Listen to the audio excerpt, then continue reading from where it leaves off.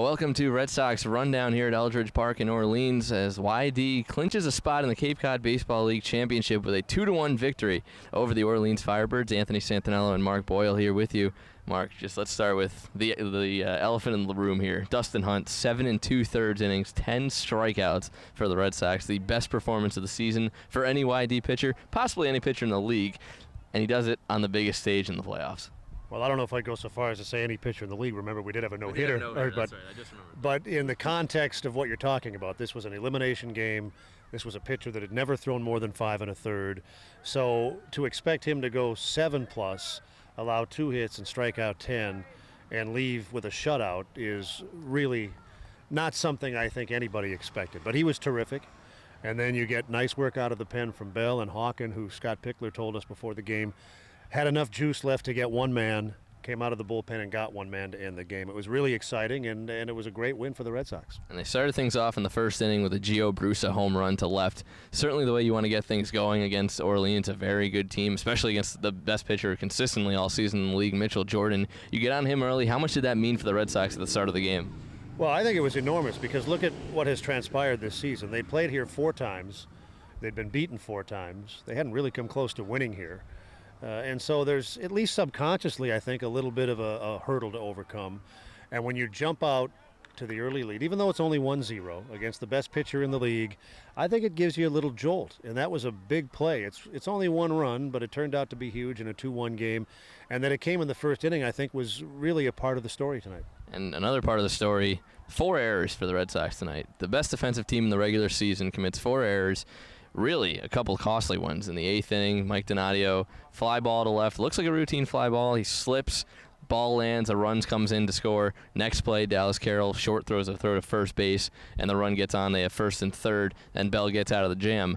But the defense really just had to pick it up tonight. They weren't as good as normal, but then in the 8th inning to close it out, Donnie Walton makes a fantastic play to end the inning and get the Red Sox out of a jam. And previous to that, Tommy Edmonds saved a run with a nice play at second base. So there were some defensive gems.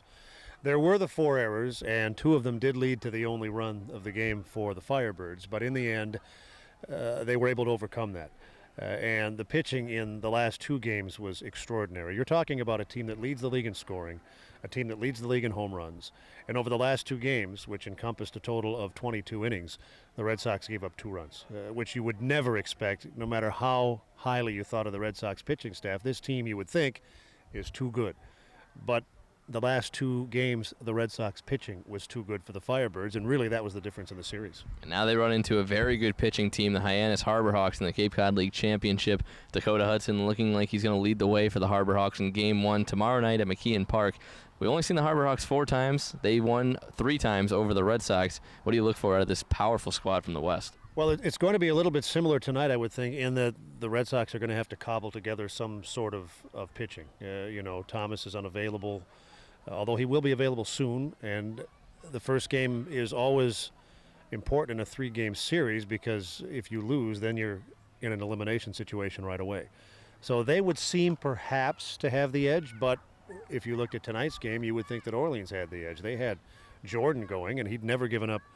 In fact, he'd only given up 1 earned run all season. So you look at it on paper, and it looked like they had the edge, at least in this game tonight, but they didn't. It looks like maybe Hyannis has a little bit of an advantage with the pitching starting the series, but who knows? One of the appeals I've always thought, Anthony, of baseball was this. Of the 4 major sports, it's to me the least predictable, and you just never know what's going to happen. Well, tomorrow night, YD gets the Cape Cod League Championship defense going against the Hyannis Harbor Hawks. First pitch at 6 o'clock from McKeon Park in Hyannis. For Mark Boyle, I'm Anthony Santaniello. Catch you tomorrow night.